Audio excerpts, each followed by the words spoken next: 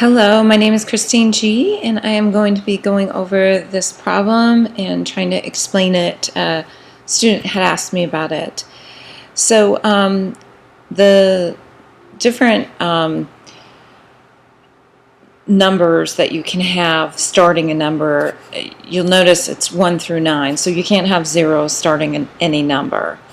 So they're calling these significant digits, and they don't occur with equal frequencies. So they have a probability distribution, Benford's law. And here, let me go ahead and click into this to try and explain it. So for number 1, occurring on different numbers, it occurs according to this Benford's law around 30% of the time. And then you can see, like, number 9, it's not even occurring 5% of the time. And what this problem wants you to do is compare, they have the first digits of 196 fraudulent checks and the frequency, and they're asking you to find out whether the fraudulent checks are consistent with this Benford's law, this distribution.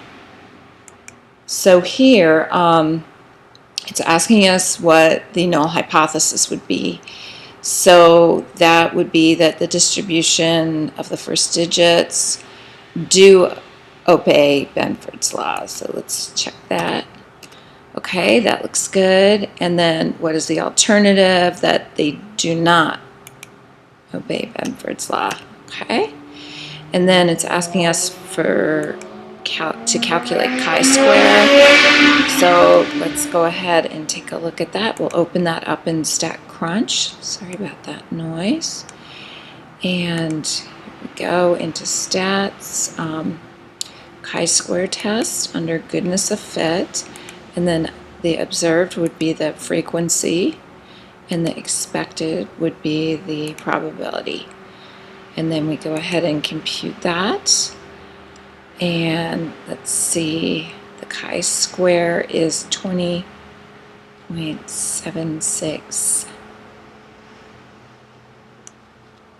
Let me see how many digits we need. So 20.767.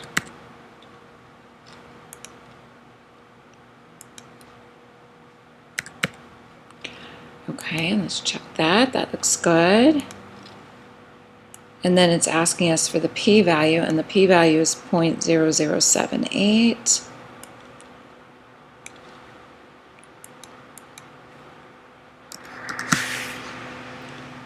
So 3 places, so I'll round up and check my answer. That looks good.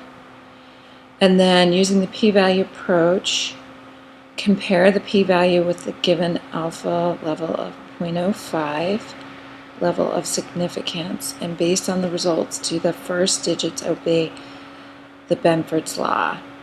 So 0.05 is larger than 0.008, so this would be further down in the tail. It's smaller, so it would be far enough away, significantly away from the null hypothesis. So we would not reject because the calculated p-value is less than the given alpha level of significance, is what we would say.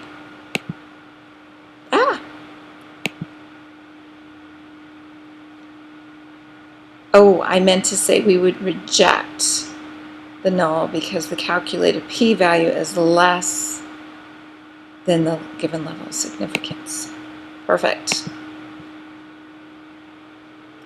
So that looks good. Hope this was helpful. And let me know if you have any more questions.